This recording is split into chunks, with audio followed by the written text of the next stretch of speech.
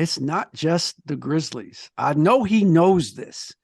Ja, they're setting you up for everything. And it's another Hoops adjacent edition of the Athletic NBA show at The Athletic. David Aldridge here. Is windy as hell here in D.C. Gusting 50 miles per hour, all cold and whatnot.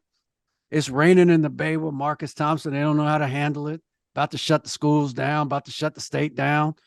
Y'all ain't got umbrellas in the Bay? What are you doing? Like, it's rain. We have no idea what to do with any weather. Just raining. The crazy part is it's been raining relentlessly. Right. And we still have no idea what to do. You know what I'm saying? So yeah, we're not used to this, man. We're supposed to be at a beach right now. Just it's slow March. down and put your wipers on. I don't know what to say. Nah, man. Nah. That's not how we roll. Man, so our guy Damichael Cole from the Memphis Commercial Appeal joining us, man. What's the weather like down there, bro? Weather's great in Memphis. We don't have too much to complain about. We get that cool 60s, and every now and then it'll flip. It'll go into the 40s, but it's smooth over here right now. I didn't even I wore a light jacket to the game yesterday. Like it's smooth over here. Damn, you don't got no problems. Damn, man, you don't look smooth. You look like you're out here with me. You got a hoodie on with the beanie. Man, it must be cold in your spot. You ain't turning the heat on, trying to save some money. I keep my spot a little cool, so when I go outside, that sun hit. He keep it like David Letterman, like 55 degrees in the studio. Yeah. I keep my spot cool because I'm protesting in the PG&E. I'm like, y'all not taking all my money. I'll freeze before I pay you too much. Every time I hear PG&E, I think of Aaron Brockovich. And shit. Right? Yeah, exactly. What they doing now to the poor people in California? What they doing? Facts. I know, right? Man, so Damichael, of course, we got to ask you about Ja, man. We'll talk about that, but we were Michael, our producer, said we got to talk about what we were talking about before, which is I didn't realize this. Like Golden State's tied with the Clippers. Yep. In the West, and that first round seed. And that first round joint could be with against KD and Phoenix. Yes, it looks so likely. Like I feel like that's exactly what's probably going to happen, because if you look at the 3 seed and the 2 seed, the Grizzlies out of reach. Yeah, it's going to be hard for them to catch up, the Suns to catch up. So you saying my old ass got to get on a plane and get out there with that first round joint. You might have to come west, baby. You know what I'm saying? You might. That would be some good drama, though. Oh man! What? Oh my God! What? Oh God. KD finally coming to Chase Center too. He has not played at Chase Center yet, right? He's not. Has he not played? No, is that right? I think he played the first year with fans. Oh yeah, without fans. No fans. Yeah. Oh, yeah. Okay. But since then, he hasn't played. So Marcus, would they have to give him the whole little ovation thing during the playoffs? Is that how they would do it? Right. Thank you, KD. I think that that video, that welcome back video, that thing is old now. It's got old music on it. You know what I'm saying? Like, it's got Kanye on it. We can't even play that no more. It's, we got R. Kelly on the soundtrack. Like they gotta tuck that one. That one ain't gonna never see the light of day. They're like, man, what y'all do with that video? That's gonna be a 30 for 30 in 20 years, right? The video that never surfaced. You can't pull that out in the playoffs. There are 2 people I would think, if I was ranking the people the Warriors would not want to lose to, I'm torn between KD and Dillon Brooks. Like I don't know. Man, those are no damn Dillon Brooks. Dillon Brooks, they just don't like him. But KD is like, we can't lose to our guy. Nah, right. We'll never hear the end of that. Right, that might be like the series like I said lives. before. But like I said before, who's guarding him? Well, are the Warriors healthy? Yes, if they're healthy, Wiggins is pretty good. All right, I don't think you stopping them. We didn't know what Wiggins' status is right now. Exactly, we don't. Here, to me, here's the real key. You know who I throw on him? GP2. You cannot dribble the ball on GP2. So you better get to your spot and turn around and shoot. Because if you're dribbling the ball around GP2, he might take. But KD, but also another question mark. Pound it though. KD doesn't pound it like that. I don't think you're stopping KD anyway. I don't think that's the problem. That's right. You're not stopping him anyway. Right. My concern, if I'm Phoenix, like KD didn't play and they got routed. But my concern with Phoenix is what happens when them dudes sit down. Yeah, they don't have a bench right now. Right. No, that's facts. It's a different animal. Unlike where like Memphis seems to be like better weirdly without Ja. Like they have places to go. They got options. But Phoenix, man, like it's like, all right, Torrey Craig is good. But right. I like Josh Okogie. I don't like him carrying the offense. That's fair. That's fair. But they would throw it into DeAndre a lot. I think that's the that's the move. Don't you? They don't have a choice. Yeah, like when they get to the playoffs, I feel like they'll stagger. They're gonna have to stagger. They're gonna have to keep. Yeah, KD or D Book is gonna be on the floor probably all the time. You're gonna stagger their minutes and kind of how Golden State. Golden State used to do that, right? When they had Curry, KD. And something like that. So here's my question to you: who guards Steph? Yeah, they gave up their two best perimeter defenders in the deal. I guess 49-year-old Chris Paul's going. Yeah, exactly. And as Steph said last night, it ain't 2014 no more. It ain't 2014. That would be a crazy. But here's the thing that I mean, you're right, DMC. I don't know. Like it looks like it's that way. My only issue is the Warriors still got to play on the road. Yep. So they'll end up 6 or 7 just it's because so bad. They got to play on the road. It's so bad. It looks sweet now at 5 while they're at home. Right. The road is coming. Is that Clippers? That Clippers game is a road game? Yep, at Clippers. Oh boy. Right. Then they got a 5-game road trip. So it might look a lot different next week. Is it East trip or is it like East? Yeah, mostly East. They got the Clippers and it's like Atlanta. They go back to Memphis again, which the last 2 times they played in Memphis, they lost. They were down by like 50. Yeah. And then like what was the last time? How far they got? It's at least 20 something, right? Like it got deep. Yeah. Both of those have been bad. Yeah, the last 2 times in Memphis have been like that 50. But Atlanta would be like a home game for them. So that doesn't count. I don't know. That's the thing, man. When they go on the road, teams are like, whew, this is the break we needed. Let's go. Let's make every single shot. Right. So the way it sounded is if the Grizzlies probably fall to 3 with everything going on around that team, the Kings are rolling. If the Grizzlies fall to 3, Golden State. And the Warriors fall to 6. Yeah. It's going to happen still again. Getting on a plane. Do that one. Still getting on a plane. Yep. So if say that happens, Damichael, do you see Ja playing in the postseason? Man, I think so at this point.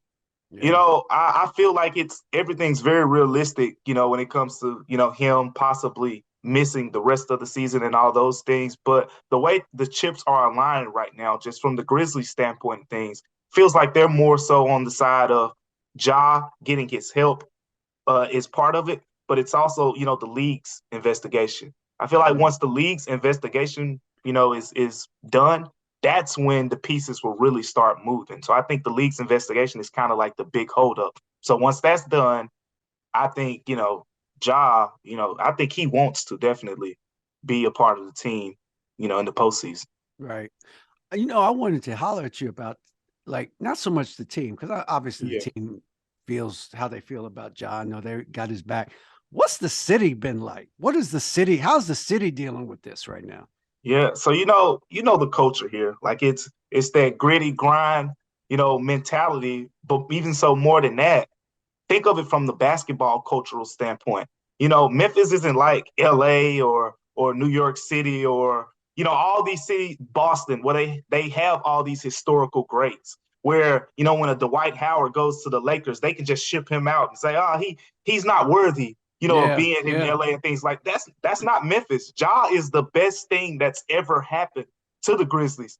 Mm-hmm. So Memphis isn't going to turn its back on him because, the city hasn't had a player to kind of love on like this before. They kind of watched Ja grow up. So they're not going to just ship him out And the best way I explained it is, there have been multiple incidents in the past leading up, to this latest one on with the Instagram live video.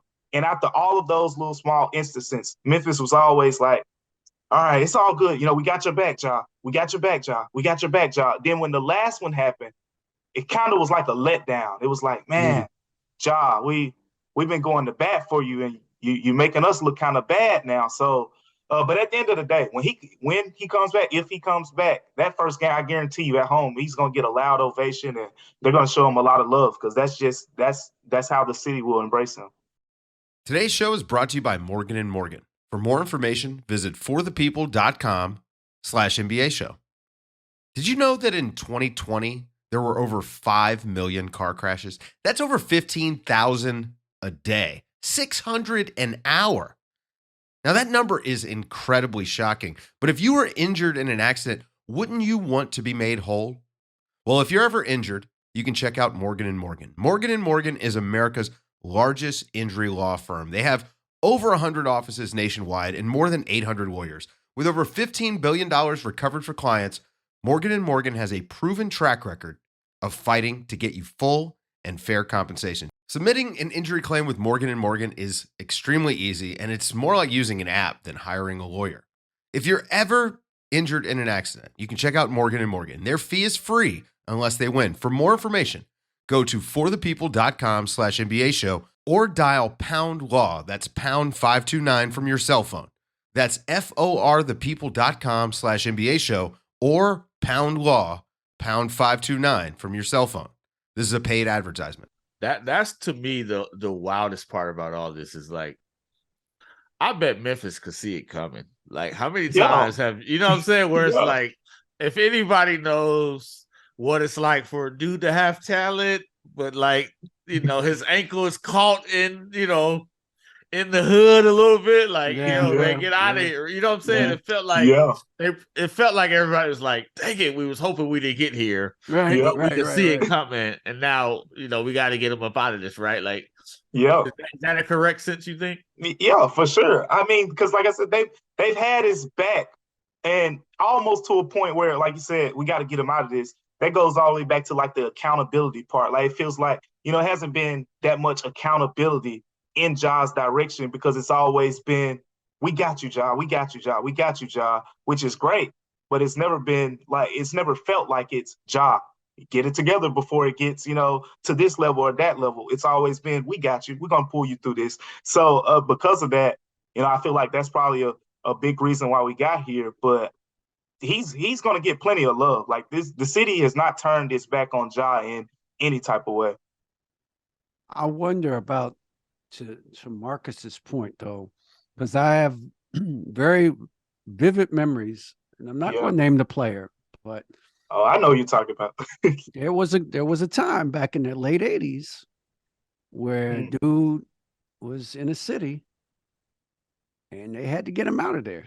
Oh, I thought you were talking about Memphis. Okay. Oh, no. It wasn't Memphis. It's not Memphis. But there was a very, very well-known player that had to get traded for his safety. He had to get traded, and I don't think a lot of people maybe knew that at the time, or maybe even know it now. But that worries me about Ja, because I'm not even saying he's seeking it. I'm just saying you hit the wrong guy, at a club or wherever, there's beef. And then it gets out of, how fast these things escalate these days, especially. And I'm worried about that with Ja. Like, is this a place where he can be himself, but also take care of himself in Memphis? You know what I'm saying? And I just worry about that with him. He can be himself here. It's just he can't. I think the things that he can't do are just things you shouldn't do as the 23-year-old franchise player. Right? Just don't do this stuff, right? Exactly. You can, like, you want to party. Everybody parties. Get you a private event at an undisclosed, invite-only location. Exactly. Don't go out to one of the biggest clubs. For the love of God, when you do get this private party, Don't put it on social media. How about that? How about It's keep that it? simple. How about everybody put Private. the cameras away for 5 How minutes? about keep it private? What's the point of getting velvet ropes and backroom access to go ahead and let the world in anyway? Right. You might as well remove the rope. Exactly, man. It's that simple. That's all it is. I think Memphis loves him. Memphis is like any other, big city that has its spots. There are some people who, when they see you moving the way that Ja is, there's some temptation and things like that from a negative perspective. Yeah. But at the end of the day, Ja, he is cautious of those things, just from conversations I've had with him, just talking to him, he is cautious of that stuff. So he's not just moving around, like in a dumb way, in terms of that type of stuff. But the other side of it is he in a way, I've always felt like Ja wants to be a normal 23-year-old, and he can't. And he can't be. That's what I hope he understands. Like, he's got to learn that. You can't. Look, like these communities, this is the part that's a little frustrating for me because, man, like I feel like Ja is it, man. Like he is it. The frustrating part is there is communities like this have a long line of people who work specifically with people like Ja, right? Like incredibly talented, good young men. You know what I'm saying? Like, but just got these little edges you got to work out, right? So my question is, I wonder, is he going to be open to a city with expertise in this? Because now it's going to be like, all right, we know who you are. Everybody's come clean. We understand what the situation is. Now it's time to put our arms around some people. It's time to like be wiser. And the squad doesn't have these veteran presences, right? Like you got Steven Adams, but it's not a lot. Ain't no Tony Allen's around, right? Ain't no OGs around. Like moving forward, whenever he comes back from wherever he is, like, does he respond to that? Does he kind of open up to whoever it is at Memphis that, like, yo, man, you good? Because this, as big as it is, like nationally, this is a very common thing in our community, right? This is not abnormal. Nothing new. Yeah, this is like this is very common. That's why we can all see it coming, right? Right. But after that, now it's like, okay, there's some steps that need to happen, and I know personally people in Memphis who are good at this stuff, like making sure people stay on the right track. Do you think he'll be receptive? Do the Grizzlies get a couple veterans in here? The last one they had was Andre Iguodala. They didn't really work out there. It didn't really work out too well. Man, he has to. He has to be, receptive of. You talk about the history, like the little things that I do know when it comes to that is, Memphis has Penny Hardaway, like, and Penny. Facts, yeah. Penny isn't like a ghost around here. Penny, I remember all the way back when I was in high school. Penny shows up at all the big high school games. He's a big face in Memphis. We see him. So Penny, for example, he has a pretty good relationship with Ja's family. He and Ja, they haven't talked that much. You got Penny Hardaway in the city. I'd be reaching out to him, getting some knowledge from him. I think that's, one person that comes out. Zach Randolph, he's still around. He's still employed by the Grizzlies. Yeah, that's right. And Ja has a great. Zebo could give him the good and the bad, right? Both ways. Yeah, because Zebo, just messed up some too. Exactly. So, yeah. So you Zebo got be like, people. let me introduce you to my friend Bonzi. Y'all should talk, right? And he's here. Bonzi's here too. Bonzi is the D2 coach at HBCU here in Memphis. Okay. So you got vets, implanted in the city who are around.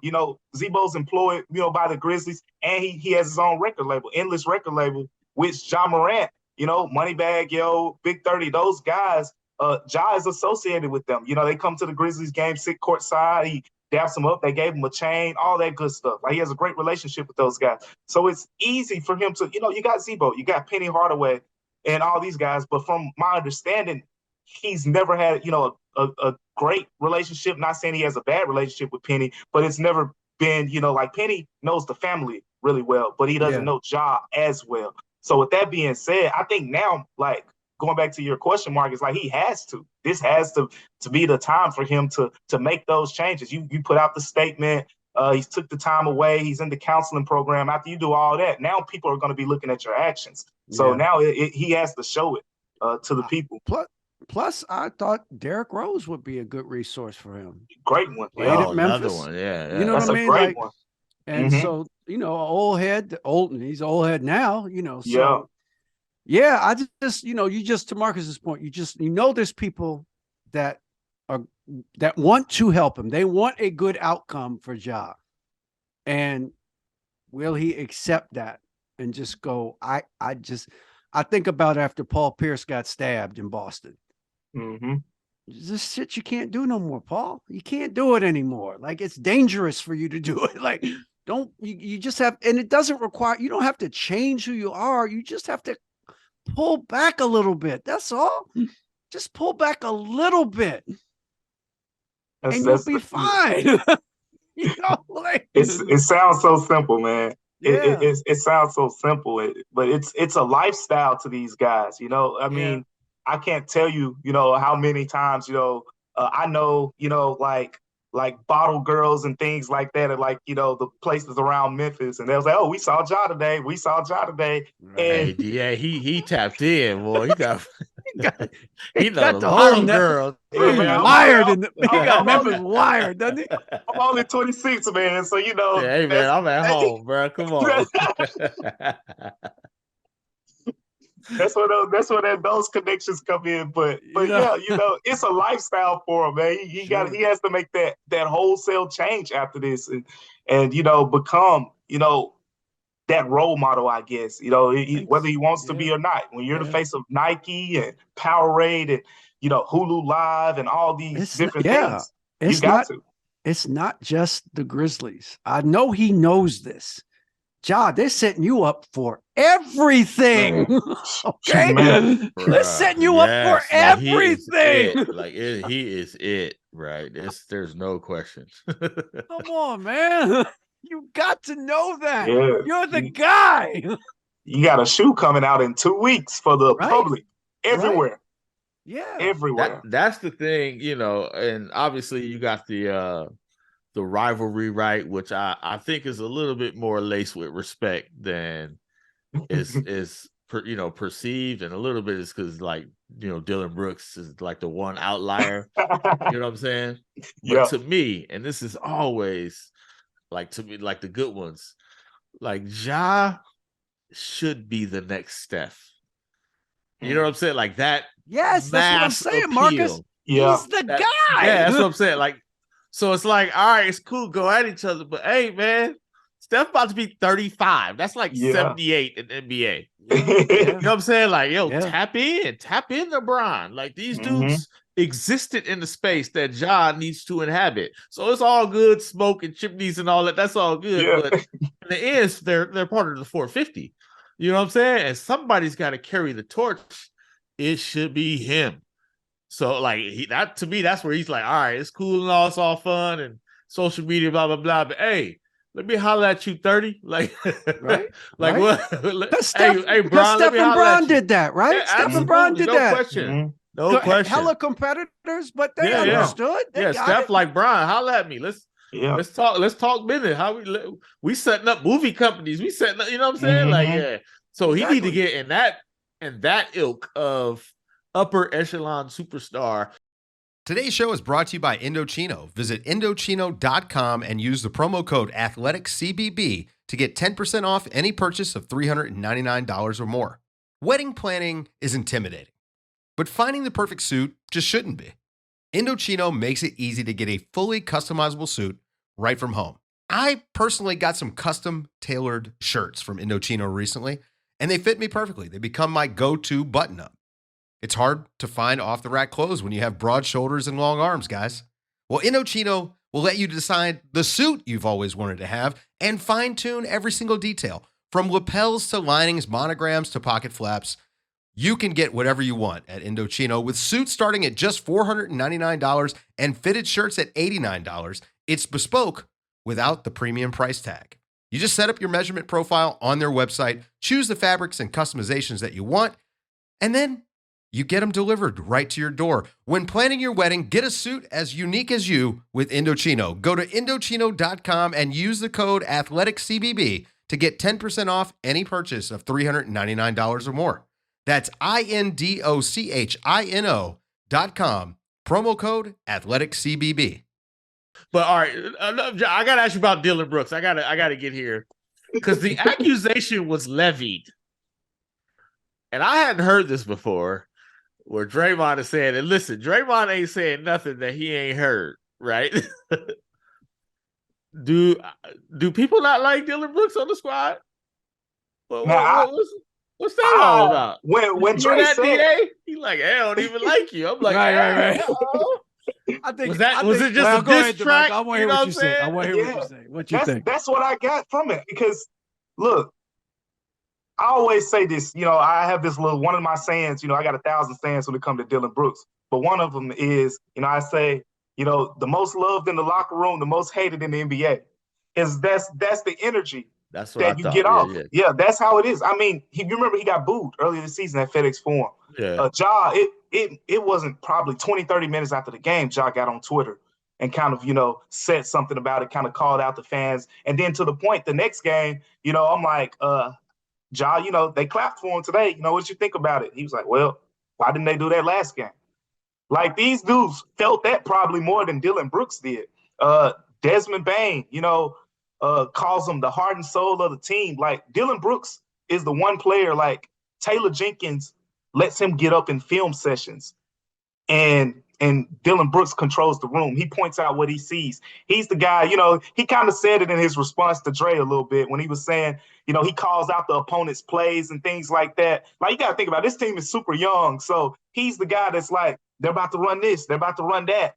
And, kind of helping them on the defensive end, with that type of stuff. So, I mean, they love him. I mean, look, you gotta be, there's no way you hooping with that dude all the time. And when he shoots like yesterday, 7 of 20, and the team is shooting close to 50%, like, you're not bothered some type of way. But they don't show it, Marcus. They don't ever show it. So Hey. I got a text from somebody yesterday and said, how are the Grizzlies shooting close to 50% and Dillon Brooks is 7 of 20? I said, man, this is every game. This is normal business. Hey, DA, shots is like money in the league, and he's like second, third in shots, right, and he's sub 40%. So I'm like, maybe somebody's like, hey, bro, all right, man, we love you, but you got to pull back from the buffet. Man, the Golden State series last year, I'll never forget. Because you remember, I think it was game 4. Game 4. Chase, right? Yep, and Chase. Yeah. And he just was letting them ride, man. Like, fourth quarter, he was just letting it go. So after the game, I'm like, I gotta ask the players, like, when Dillon is shooting like that, what do you say to him? And they're like, keep shooting. And I asked them after, what do your teammates say to you? They told me keep shooting. So, I mean, Taylor Jenkins says it all the time. He has the green, like the way the Grizzlies play, they do most of their scoring in transition and, kind of like a free-flowing way of basketball.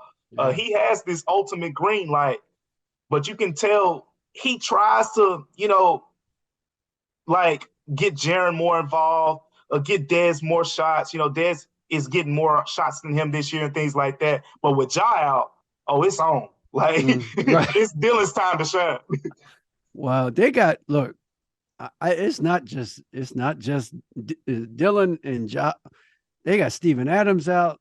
They lost Brandon Clark for the season. Like, dude, they're dealing with a lot trying to get ready for these playoffs. And I just wonder, I don't think they got enough time, cuz, like, you know what I'm saying? Like, to get all of this, even if Ja plays in the first round, like, can they get themselves back together to play?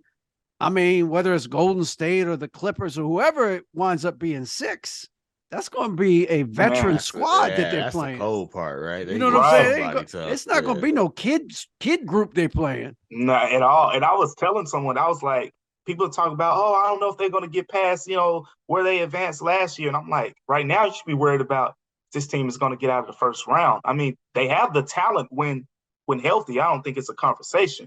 Yeah. But with the way things are going, Steven Adams won't even be reevaluated until the last week of the season. So you're talking about a ramp up period and all the things that come with that, even if he's returning for 1 or 2 games at the end of the season. And of course, there's Ja's situation. Same thing. We haven't talked about the basketball side of it, but whenever he comes back, like he ain't coming back playing 38 minutes. So there's and that. if that's game 1 of the playoffs, man. Yeah. Right.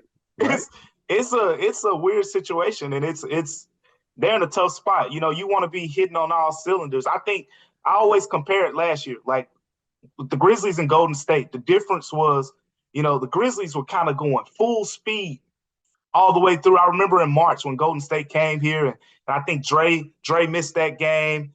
Clay may have played. This was the day he tweeted out. Jaren Jackson tweeted out strength and numbers. Strength and numbers. Yeah. It was that game. But Curry was out with his injury, and I remember just reading you guys, Marcus. A lot of people in that market were just saying things like, the goal is to be healthy for the postseason. The Grizzlies were trying to get the number 2 seed.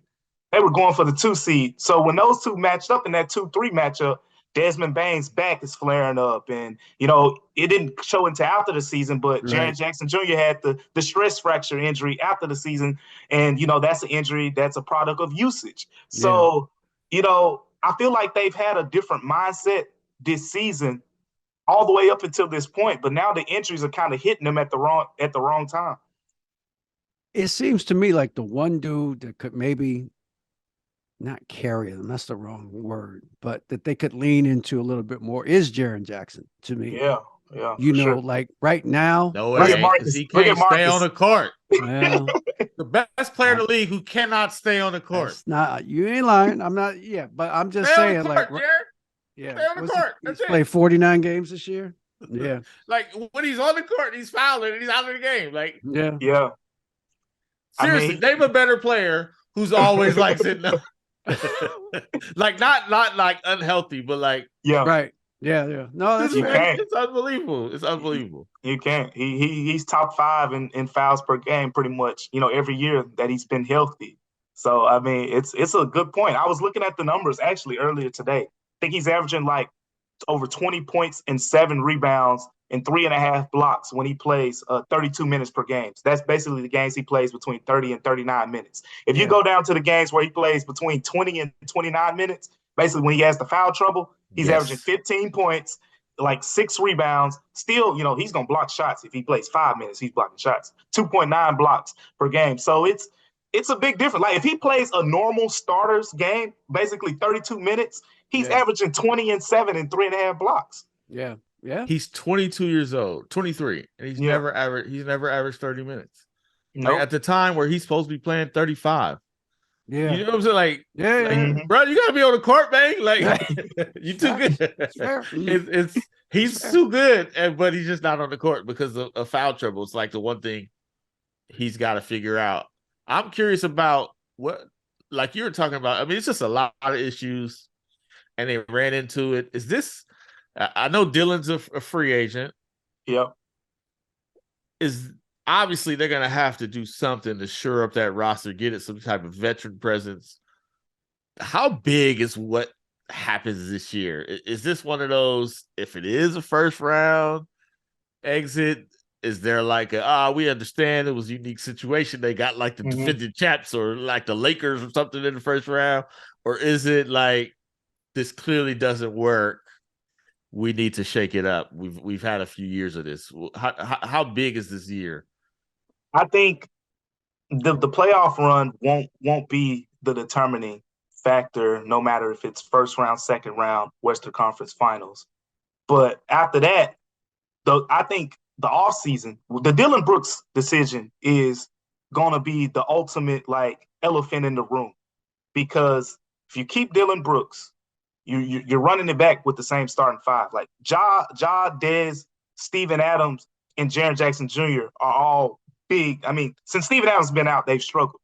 When Jaren was out, they struggled defensively. Dez is the great shooter on the team. Ja is Ja.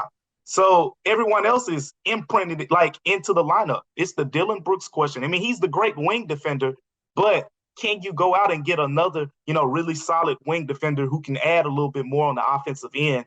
If they do that in the offseason, they're going to run it back with the group that they got for sure. Yeah. But if they can't find that guy, you got to bring Dillon back, because at the end of the day, Ja and Dez are great offensive players, but they are not guys that you're putting on, Kawhi Leonard, Paul George, Steph Curry, Devin Booker, Kevin Durant, like in the Western Conference. So you need that wing defender bad, and they may have to run it back with Dillon if they can't go out and find another guy.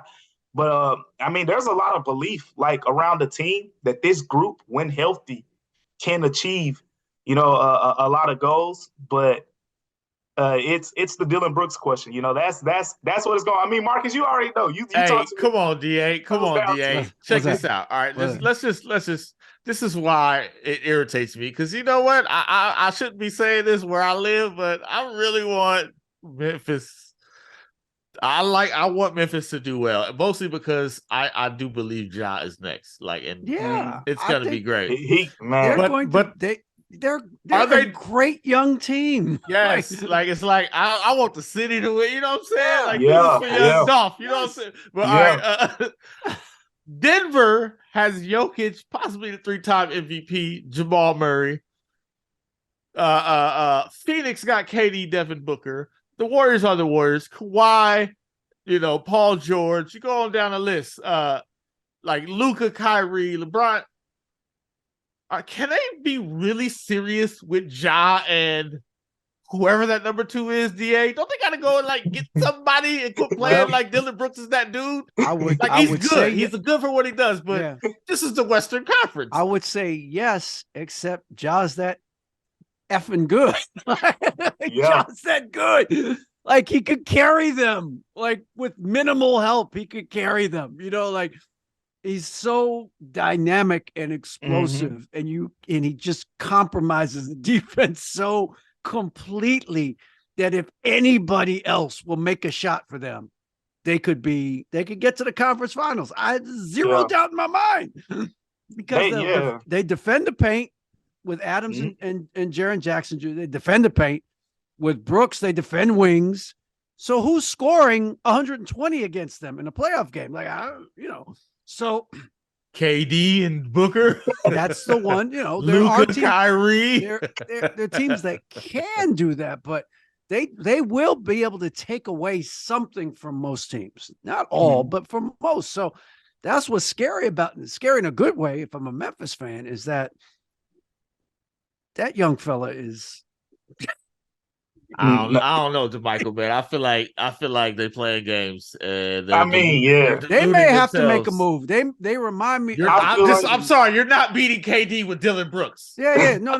They remind me of the Pistons. Second most shots on the team, right before the Pistons got Mark Aguirre.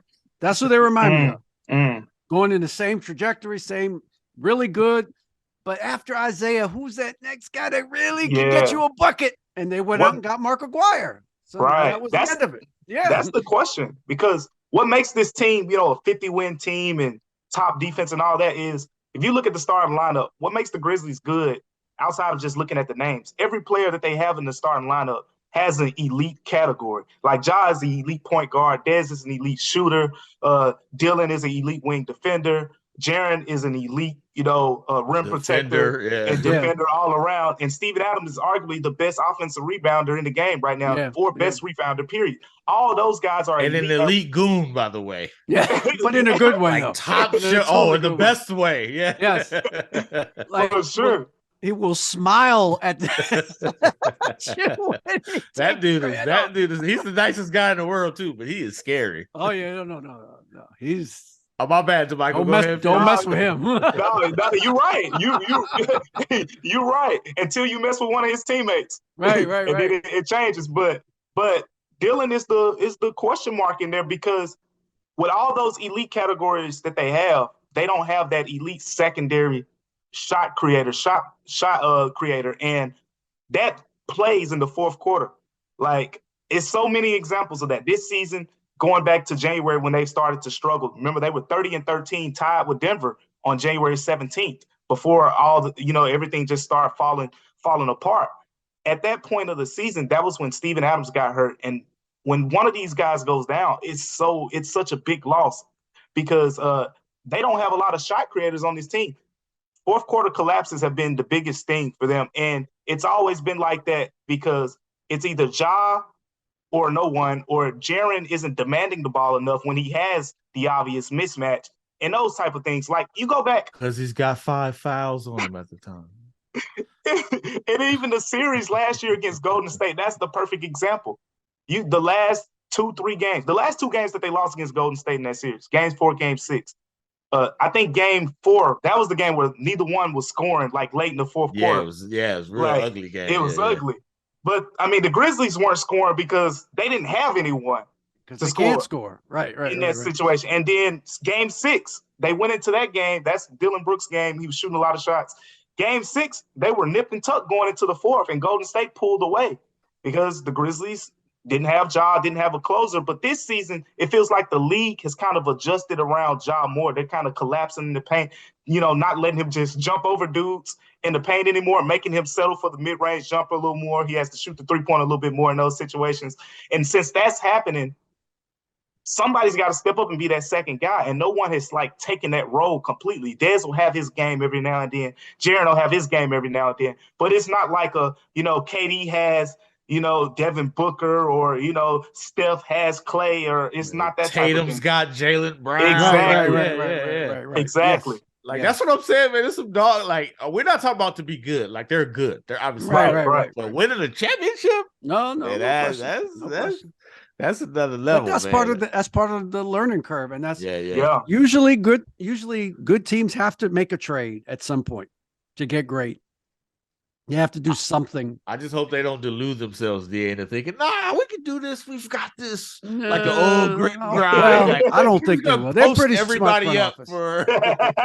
They got to keep posting Gasol and Zach Randolph, and it's gonna work. They tried, Marcus. They did. They tried this past trade deadline. I mean, they were swinging. He basically, Zach Kline, the GM over there, he basically said, there were some moves because, at the end of the day, you're judged by what happens. You're not judged by, what's talked about in between the lines. They wanted to get one of those big wings, assets out there like a, OG Anunoby or Mikal Bridges. They want those type of guys. But at the end of the day, would be perfect with that. Would be perfect. That would be that's the piece. Yeah. That's the piece. Yeah. Right. No, facts. So it's gonna be fascinating, man. DMC, man, appreciate you jumping in with us today, bro. Most definitely. Appreciate y'all having me. Of course. Y'all leave that 5-star review on Apple, Spotify, Google, wherever you get this fine American podcast. Marcus, if they can't leave 5, what do they need to do? Keep it to yourself, you haters. We're going to make you listen to 17 hours straight of Dillon Brooks and Draymond Green talking trash to each other.